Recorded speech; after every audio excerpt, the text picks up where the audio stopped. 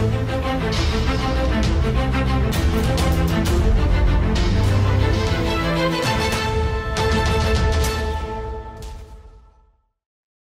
పరిస్థితుల్లో మీరు మసీదులో ఉన్నా, మీరు చర్చిలో ఉన్నా, ప్రమాదం మన ఇద్దరికి ఉంది అన్న విషయం మాత్రం మీ మనసులో ఉంది. రెండవది ఏంటంటే, నేను క్రైస్తవులుగా ఉన్నా, మీరు ముస్లిం సహోదరులైనా, మన ఇద్దరికి తండ్రి అబ్రహాం గారే అన్న విషయాన్ని కూడా దయచేసి మనసులో ఉంది. మీకేదైనా కష్టం వస్తే మా ప్రాణాలను పెట్టి కాపాడు, మాకేదైనా కష్టం వస్తే దయచేసి మానవత్వంతో మీరు కూడా వీళ్ళు మా దాయాదులు అని మా తండ్రి మనకి దేవుడు. ఇది పాస్టర్ అజయ్ అనేవాడి మాటలు ఇవి కదా మత విద్వేషాలు పెంచే మాటలు. అసలు పాస్టర్ ప్రవీణ్ది హత్యనా ప్రమాదమా అన్నది ఇంకా క్లారిటీ లేదు. ప్రమాదం అని పోలీసులే చెప్పిండ్రు ముందు. మహాసేన రాజేష్ వంటి వాళ్ళు కూడా చాలామంది అదే మాట అన్నారు, ప్రమాదమే అన్నారు, మాకు ఎలాంటి సందేహాలు లేవన్నారు. కాదు హత్య అన్నారు మళ్ళీ మీరే. సరే అనుమానాలు వచ్చినాయి, అది తప్పు కాదు. అయితే అది తేలకుండానే, ఎందుకంటే లోకేష్ కూడా చెప్పిండు అది అసలైతే ప్రమాదం అనిపిస్తోంది కానీ హత్య అని కొన్ని డౌట్స్ ఉన్నాయి కాబట్టి ఎంక్వైరీ చేస్తామన్నాడు మంత్రి లోకేష్. అది తేలకుండానే హిందువులు చంపారని వాగితే ఎట్లా? అది హత్య అని తేలితే అందుకు పాల్పడిన హిందువైనా, వాడు నేరస్తుడు హిందువైనా సరే శిక్షార్హుడే, ముస్లిం అయినా సరే శిక్షార్హుడే. అందుకు చట్టాలు ఉన్నాయి, న్యాయస్థానాలు ఉన్నాయి కదా. తెలంగాణలో సెక్యులర్ ప్రభుత్వమే, ఏపీలో కూడా సెక్యులర్ పార్టీ తెలుగుదేశం పార్టీ చేతిలోనే ఉంది అధికారం, పవర్ మొత్తము. దేశమే సెక్యులర్ కంట్రీ. అయితే ఎవడో ఏదో చేస్తే హిందువులంతా నేరస్తులని ఎట్లా అంటారు? ముస్లిం అయినా సరే, నిజంగానే చంపింది ఒక ముస్లిం అయినా సరే అందరినీ అనడానికి వీల్లేదు కదా. శాంతి మతం అని చెప్పుకుంటారు కదా, ఆ మాత్రం ఇంగితం లేదా? పాస్టర్లు అంటే ఎన్నో ఉంటాయి, ఎన్నో వ్యవహారాలు ఉంటాయి, కోట్లాది రూపాయల వ్యవహారం ఉంటుంది. కాస్ట్లీ రిలీజియన్ అది. ఎందుకంటే దశమ భాగాల పేరుతో వసూలు చేస్తారు ప్రతి చర్చిలో కూడా. కనుక ఎందరో శత్రువులు కూడా ఉంటారు. ఇంకే రకమైన వ్యక్తిగతంగా కూడా ఇంకేదన్నా వ్యవహారంలో కూడా శత్రువులు ఉండొచ్చు. నిత్యం జరుగుతూనే ఉంటాయి కదా. వ్యక్తిగత పగలు కక్షలు ప్రతీకారాల కింద చూడాలి తప్ప మతానికి ఏం సంబంధం? ఎట్లా జోడిస్తారు? మతానికి ఎట్లా జోడింపు చేస్తారు? మతాన్ని మొత్తాన్ని ఎట్లా తీసుకొస్తారు? మతుందా అసలు? ఇదొకటి నెంబర్ 1. ఎవరి మీద అయితే పాస్టర్ ప్రవీణ్ మళ్ళీ తనే తిట్టి తనే దూషించి నాకు ప్రాణభయం ఉందని అనుమానం వ్యక్తం చేశాడో, భయపడ్డాడో, క్షమాపణ కూడా చెప్పాడో, వాళ్ళని మీరు కలిసిపోయి మేము ఒకటి అంటున్నారు. నన్ను హిందువులు చంపుతారని పాస్టర్ ప్రవీణ్ ఎక్కడ చెప్పలేదు, సోషల్ మీడియాలో పోస్టులు పెట్టలేదు, వీడియో చేయలేదు. ఏంది ప్రవీణ్ హత్య సంతకమా? ఇది ముస్లింలకు క్రిస్టియన్లకు మరణ శాసనమా? తండ్రి ఒక్కడేనా మీకు? ఖురాన్ను గౌరవిస్తాం కానీ అంటే ఖురాన్ అయినా గౌరవిస్తారు కానీ మీరు భారతాన్ని, భగవద్గీతను, మా రామాయణాన్ని హేళన చేస్తారా? మనం కలుద్దాం, మన ఇద్దరికి ప్రమాదమా? ఎవరి నుంచి ఉంది ప్రమాదం? మీ ఇద్దరికి తండ్రి ఒక్కడే అయితే గాజాలో 50,000 మందిని చంపింది ఇజ్రాయిల్. యమన్లో ట్రంప్ రోజు బాంబులేస్తున్నాడు.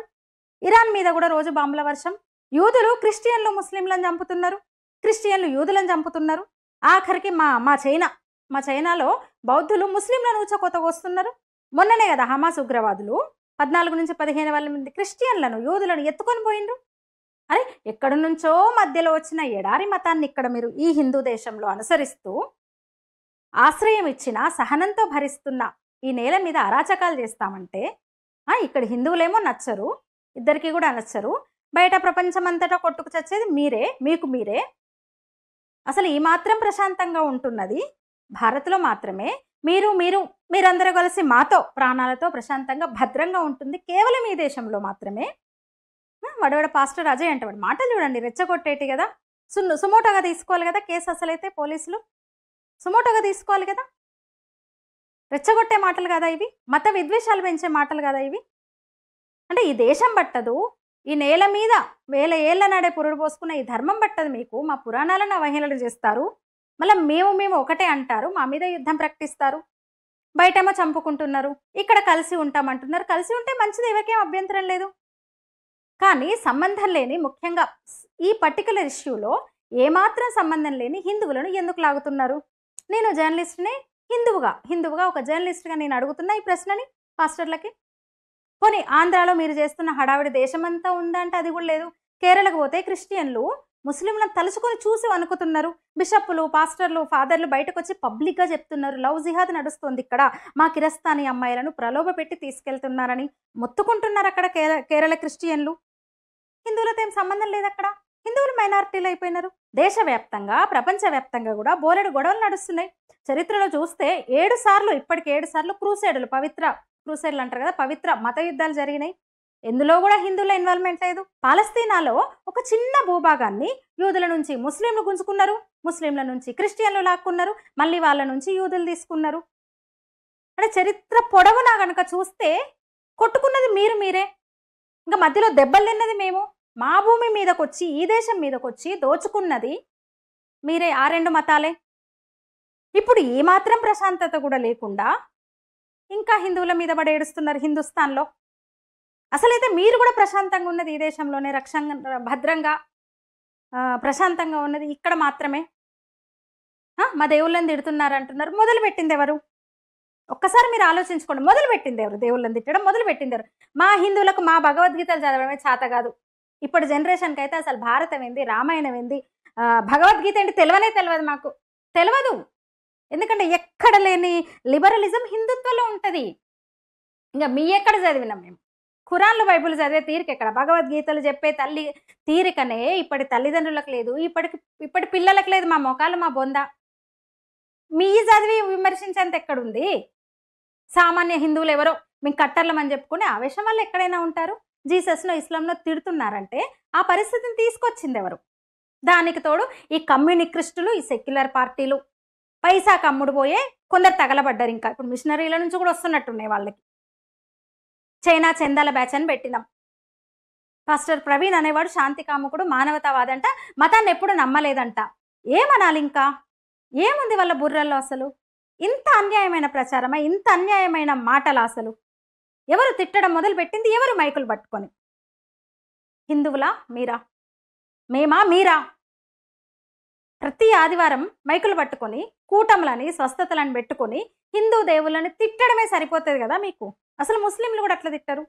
రోజుకు 5 సార్లు వాళ్ళు మైకు పట్టుకుంటారు, ఇంత పెద్ద సౌండ్ పెడతారు, కానీ వాళ్ళ అల్లాని మొక్కుతారు, ఖురాన్ చెప్పుకుంటారు తప్ప మా రాముడినో మరో దేవుడినో పొరపాటున కూడా వాళ్ళు తిట్టరు. ఎవరో ఒకరిద్దరు ఉంటారు చెత్త, ఎక్కడైనా ఉంటారు. మీలో మాత్రం ఒకరిద్దరే మంచోళ్ళు ఉన్నారు, మొత్తం చెత్త మోపోయింది.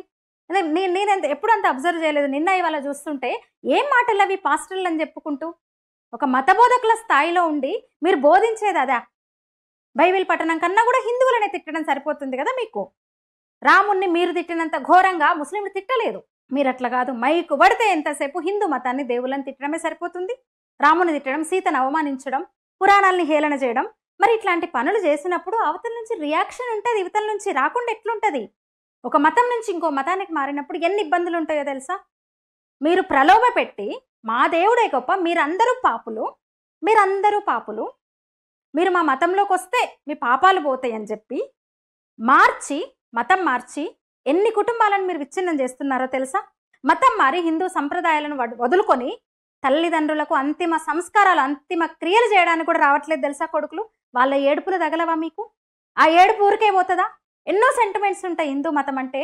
ఎందుకంటే 1000 ఏళ్ల చరిత్ర ఉంది. ఈ నేలలో పుట్టిన మతం, సనాతన ధర్మం 1000 ఏళ్ల చరిత్ర ఉంది, యుగాల చరిత్ర ఉంది. ఎన్నో నమ్మకాలు, విశ్వాసాలు ఉంటాయి, చాలా సెంటిమెంట్స్ ఉంటాయి. కొడుకులే తలవ కొరువు పెట్టాలి అని నమ్ముతారు, కడుపున పుట్టిన వాళ్ళే నిప్పు పెట్టాలని నమ్ముతారు. తల్లిదండ్రులు చస్తున్నారు, ఏడుస్తున్నారు కదా. వద్దంటే మతం మారిండు, నాకు చివరి కోరిక తీర్చలేదని వాళ్ళ ఏడుపులు తగలవా మీకు? హిందూ అనేవాడు కోరుకోడు, ఒకడు పోవాలని కోరుకోడు. ఇప్పుడు ప్రవీణ్ కూడా చనిపోయిన తర్వాత ఆ బాధలో ఆ కడుపు మంట చల్లార్చుకోవడానికి కొందరు అంటుండొచ్చు. బాగా అయింది ఇట్లాంటి మాటలు అన్నాడు, దేవుడి దగ్గరికే పోయిందని కొందరు అంటుండొచ్చు. కానీ చావాలే ప్రవీణ్ అని ఎవరు కోరుకోలేదు. చంపుతాను బెదిరించింది కూడా హిందువులు కాదు. ఆ మాత్రం ఉంటుంది, కడుపు మంట ఉంటుంది కదా అన్ని మాటలు అన్నప్పుడు. ఒకసారి చూడండి వీడియోలు. అసలు ఎంత దారుణమైన భాష అతనిది, ఎంత దారుణమైన భాష అతనిది. ఎంత క్షోభ అనుభవిస్తున్నాం మేము. మా సీతారాములను అనుకుంటాం, శ్రీరాముడు మాకు తండ్రి, సీతమ్మ మాయమ్మ తలుచుకుంటాం మేము. 100 ఏళ్ళు పోరాటం చేసి మేము అయోధ్యలో రామ మందిరాన్ని నిర్మించుకున్నాం. ఇంకా ఆ ఉత్సవంలో ఆనందంలో ఉన్నాం మేము. ఆ మాటలు విన్నప్పుడు కడుపు మండదా? మాకుండే ఎమోషన్స్ అంటే ఇక్కడి పార్టీలకు, ఇక్కడి రాజకీయ వ్యవస్థకు కూడా మీరంటేనే ముద్దు. మైనారిటీల హక్కులు రక్షణ పేరుతో హిందువులకు అన్యాయం చేస్తున్నాయి పార్టీలు. ఇంకోటి, ఈ ప్రవీణ్ తండ్రి ముస్లిం, తల్లి క్రిస్టియన్. అతని అంత్యక్రియలు కూడా క్రిస్టియన్ పద్ధతిలో జరిగినాయి. పేరేమో ఇంకా ప్రవీణ్ పగడాలని ఉంది. ఏంటి అసలు లింక్ ఉందా ఏమన్నా? ఒరిజినల్ పేర్లు, మీ ఒరిజినల్ పేర్లు ఉంటాయి కదా, పేర్లు పెట్టుకోకుండా ఎందుకు తిరుగుతున్నారు ఇట్లా? ఇస్లాంలోకి మారిన వాళ్ళు వెంటనే పేర్లు మార్చుకుంటారు. చాలా క్లారిటీ ఉంది. ఇస్లాం దిలీప్ అనుకుంటా, AR రెహమాన్, ఇట్లా మతం వెంటనే పేరు మార్చుకున్నాడు, మతం మారిపోయింది. AR రెహమాన్ వంటి వాళ్ళు చాలా మంది ఉన్నారు. అలా మీరు మాత్రం అవే పేర్లతో కన్ఫ్యూజ్ అవుతూ అందరినీ మీరు కన్ఫ్యూజ్ అవుతున్నారా? అందరిని కన్ఫ్యూజ్ చేయడానికి అట్లా చేస్తున్నారా? అర్థం కావట్లేదు. పండగలు చేస్తారు ఇక్కడ, అన్ని కాపీనే. మరి మంత్రాలు చదవరు, విగ్రహాలు మాత్రం వద్దంటారు, ధ్వజస్తంభాలు పెట్టుకుంటారు, స్వాగత తోరణాలు కడుతున్నారు, యేసు బతుకమ్మంట, యేసు సుప్రభాతాలంట విచిత్రంగా. నమో యేసునాథ అని వెంకటేశ్వర సుప్రభాతం పొరపాటున సరిగా క్లారిటీగా వినబడకపోతే వెంకటేశ్వర సుప్రభాతం అనుకుని నమస్తే పెట్టుకుంటే చూస్తే నమో యేసునాథ అని మొదలవుతుంది. యేసు అర్చనలంట. ఉగాది పంచాంగాలు చేస్తారు, క్రైస్తవ ఉగాది పంచాంగాలు. పొంగల్ క్రైస్తవ పొంగల్. శంకుస్థాపనలు, చర్చి కడితే శంకుస్థాపనలు, చర్చికి భూమి పూజలు చేస్తున్నారు కొబ్బరికాయ కొట్టి. అరే ఇవన్నీ కాపీ కొడుతూ ఇంత కన్ఫ్యూజన్లో బతుకుతూ ఏంది ఇది? పేర్లు అవే ఉంటాయి, అన్ని కాపీ కొడతారు. వేదాల్లో క్రీస్తు అంటారు, ఓంకారమే క్రీస్తు అయ్యను అంటారు, ఆమెన్. ఓంకారమే క్రీస్తు అయ్యను ఆమెన్. వేదాల్లో క్రీస్తు ఉన్నాడు. అవే వేదాలను అవే పురాణాలను తిడతారు మళ్ళా. నిన్న మొన్నటిదాకా యూపీలో కూడా షియాలు సున్నీలు కొట్టుకు చచ్చిండ్రు 5 రోజుల క్రితం. రంజాన్ మాసంలో రక్తాలు గారేటట్టు కొట్టుకున్నారు. ఇప్పుడు పాకిస్తాన్లో సున్నీల ఆధిపత్యం, షియాలను దొక్కేస్తున్నారు అక్కడ, గెంటేస్తున్నారు అక్కడ, దొబ్బేస్తున్నారు అక్కడ. ఇరాన్లో షియాలు ఆధిపత్యం, సున్నీలను తన్ని తరిమేస్తున్నారు అక్కడ, ఊచకోత కోస్తున్నారు అక్కడ. ఆఫ్ఘనిస్తాన్లో అదే ఫక్తున్ల గొడవ, ప్రాంతం పేరుతో బలూచ్ అదే గొడవ. ఇంకా యూరోపియన్ కంట్రీస్లో అయితే స్విట్జర్లాండ్లో కూడా చూస్తున్నాం కదా మనం. యూరప్ అంతా వణుకుతోంది ఇస్లాం దలుచుకొని. భారత్లో ఇద్దరు కలయిక ఏంటో అర్థం కావట్లేదు విచిత్రంగా. కిరస్థానంలో కూడా క్యాథలిక్కులు ప్రొటెస్టెంట్లు కొట్టుకు చేస్తున్నారు. నాకు బెస్ట్ ఫ్రెండ్ ఉంటుంది, నాకు ఒక మంచి ఫ్రెండ్ ఉంటుంది, మా నైబర్ క్యాథలిక్. తను వాళ్ళ ఇంటి దగ్గర ఉన్న చర్చికి పోతే ఇంకో చర్చ్ ఉంటుంది క్యాథలిక్లో. మేము సరదాగా అనుకుంటా ఉంటాం అనమాట. మా ఇంటికి వస్తుంది, బొట్టు పెట్టుకుంటుంది, చక్కగా పూలు పెట్టుకుంటుంది, ముగ్గేస్తుంది, ప్రసాదాలు తింటుంది, సరదాగా నవ్వుకుంటూ ఉంటాము. కానీ వాళ్ళకే పడదు. అది మా చర్చికి, అదే నేను ఇంకో చర్చికి పోతున్నానే అంటది సండే వస్తే. అదేంటి అంటే అంతేనే, మా దాంట్లో కూడా ఉన్నాయి అని చెప్తుంది. అది నా బెస్ట్ ఫ్రెండ్. షియాలు సున్నీలు కొట్టుకు చేస్తారు, క్యాథలిక్లు ప్రొటెస్టెంట్లు కొట్టుకు చేస్తారు, హత్యాకాండ దమనకాండ జరుగుతోంది. కేరళలో వణికి చేస్తున్నారు క్రిస్టియన్స్. హిట్లర్ వాటికన్ కుట్రలో భాగంగానే 90 లక్షల నిరాయుధులైన యూదులను చంపిండు. అమెరికా వాడు బౌద్ధం పాటించే జపాన్ మీద బాంబులేసిండు. 10 లక్షల మందిని ఒక్క పూట చంపిండు. ఆఫ్ఘనిస్తాన్లో లక్షల మంది ముస్లింలను చంపిండు. నీగ్రోలను బంధించి బానిసలుగా అమ్మిండు. అంత రక్త చరిత్ర క్రైస్తవ్యానిది. ఒక దాయాదుల రాజ్యకాంక్ష, విరోధిని శిలువ మీద చంపడం నుంచి ఒక పుట్టిన మతం అది. మీరిప్పుడు శాంతి బోధన, శాంతి ప్రబోధం పేరుతో ఇవన్నీ చేస్తూ మళ్ళీ మేము ఒకటి, మిమ్మల్ని మీ మీద యుద్ధానికి వస్తున్నాము అకారణంగా. అసలు అకారణంగా ఇక్కడ తెలుగు రాష్ట్రాల్లో మీరిద్దరు కలుస్తున్నారంటే ఏదో ఉంది. అంటే ఇది ప్రపంచ పోకడకు విరుద్ధమా, లేక ఇస్లాంకు విరుద్ధమా, క్రిస్టియానిటీకి విరుద్ధమా? అయితే చిత్రంగా ఇక్కడ కలిసి ఉందామనే ప్రతిపాదన ముస్లింల నుంచి రాదనుకోండి. ఇక్కడ ప్రవీణ్ అనేవాడి తండ్రి ముస్లిం గనక ఆ కన్సర్న్తో షమి అనేవాడు క్షమాపణతో వదిలేసి ఉండొచ్చు బహుశా. ఉన్న వాళ్ళు ఎందుకు ఎగురుతున్నారు? ఇక వైరల్ అవుతున్న ఈ వీడియో మొదట్లోనే నేను మీకు ఒక చిన్న పాస్టర్ ఏదో అంటే కొత్త జాత క్రిస్టియన్లది ఇక్కడ. మరి కొత్త మతంగా ప్రకటించుకోబోతున్నారా? మీరు కొత్త మతంగా ప్రకటించుకోబోతున్నారా? లేదా ఏం తెలియక అయోమయంగా, బుర్రలేక తేల్చుకోలేని అయోమయమా? అందుకని హిందువుల సంగతి తర్వాత, ముందు మీది మీరు చూసుకోండి, మీది మీరు కడుక్కోండి. అరే ఎంత ప్రశాంతంగా ఉన్నారా బై ఇక్కడ. మా కర్మకి పార్టీలు, ఆ పార్టీలు కూడా మీ ఎక్కడ లేని హక్కులు మైనార్టీల రక్షణ పేరుతో కుంభమేళాకు పోలేక ఇక్కడ నుంచి దండం పెట్టుకున్నారు హిందువులు పేదలు. ఒక్కసారైనా కాశీ వెళ్ళాలనుకుంటాడు హిందూ అనేవాడు. జీవితకాలంలో ఒక్కసారైనా కాశీ వెళ్ళాలని ఉంటుంది. అయోధ్య రామయ్య 100 ఏళ్ల పోరాటం తర్వాత గుడి కట్టుకుంటే చూడాలని ఉన్నా కూడా ఇక్కడ నుంచి అంటే ఈ సౌత్ మన ఈ రాష్ట్రాల నుంచి, తెలుగు రాష్ట్రాల నుంచి నేను చెప్తున్నా 100 కిలోమీటర్లే అయినా ఆ మాత్రం భరించలేక ఇక్కడే ఉండి మొక్కుతున్నారు. అటు దిక్కు తిరిగి ఉత్తరం దిక్కు తిరిగి మొక్కుతున్నారు. అదే మీకు సబ్సిడీలు ఇచ్చి ప్రత్యేక విమానాలు పెట్టి మక్కాలు జెరూసలేంలకు తోలిచ్చే ప్రభుత్వాలు, నాయకులు, పార్టీలు ఇక్కడ ఉన్నాయి. ఏం తక్కువైంది ఇంకా?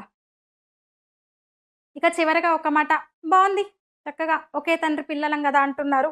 ఎన్ని 100 ఏళ్లకు మీకు ఈ విషయం బోధపడ్డది, మేము కూడా గుర్తిస్తున్నాం. మీరు కలిస్తే సంతోషమే కదా. ఇక నుంచి ఒకే తండ్రి పిల్లలుగా ఉండండి. అయితే ఇక్కడ ఒక మాట అన్నాడు, దాయాదులం, మనం దాయాదులం అన్నారు కదా, తేల్చుకోండి మీరు. అసలు దాయాదులు అంటే పాలలు పంచాయతీలు ఎక్కువ ఉంటాయి, దాయాదుల పంచాయతీలు ఎక్కువ ఉంటాయి. మీరు తేల్చుకోండి, ఏదన్నా చేసుకోండి, కానీ మధ్యలో హిందువులను లాగకండి, హిందువులను ఇన్వాల్వ్ చేయకండి దయచేసి. శివరాజకీయాలు చేస్తున్నాయి కొన్ని పార్టీలు, వామపక్షులు, ఎర్ర పార్టీలు. క్రైస్తవులపై దాడులు ఆపండి అంట. ఇందాక ఎక్కడో చూసిన ర్యాలీ తీస్తున్నారు వాళ్ళు, క్రైస్తవులపై దాడులు ఆపండి అని ర్యాలీలు మొదలైనవి. అరే ఎప్పుడు శవాలు కావాలరా మీకు? చిల్లర పేలాలు ఎరుకు బుక్కడానికి ఈ తెలుగు రాష్ట్రాలను కూడా పశ్చిమ బెంగాల్, కేరళ తరహాలో నాశనం చేయాలని చూస్తున్నారా మీరు? అలజడి రేపాలని చూస్తున్నారా? ఎందుకంత విద్వేషం హిందువులంటే? అందుకని కాస్త మతి తెచ్చుకోండి, సిగ్గు తెచ్చుకోండి. ప్రశాంతంగా ఉన్నారు ఈ దేశంలో, ఎక్కడ ఇంత గౌరవం లేదు కదా, లేదు కదా, లేదు కదా. మతరాజ్యాలుగా ప్రకటించుకున్నాయి కొన్ని దేశాలు, ఇంకో మతంగా కొన్ని ప్రకటించుకున్నాయి. అక్కడ విలువే లేదు అసలు మైనార్టీలకు. మైనార్టీలుగా రాజాగా దర్జాగా బతుకుతున్నారు కదా మీరు. ఇక్కడ ఎందుకు ఈ అలజడులు, కుట్రలు? ఎందుకు యుద్ధాన్ని ప్రకటిస్తున్నారు హిందువుల మీద? అందువల్ల ఆలోచించండి, ప్రశాంతంగా ఉందాం. జై హింద్, జై భారత్, జై శ్రీరామ్, జై అల్లా, జై జీసస్. మీ అభిప్రాయాన్ని తెలియజేయండి ఈ వీడియో మీద. ధన్యవాదాలు.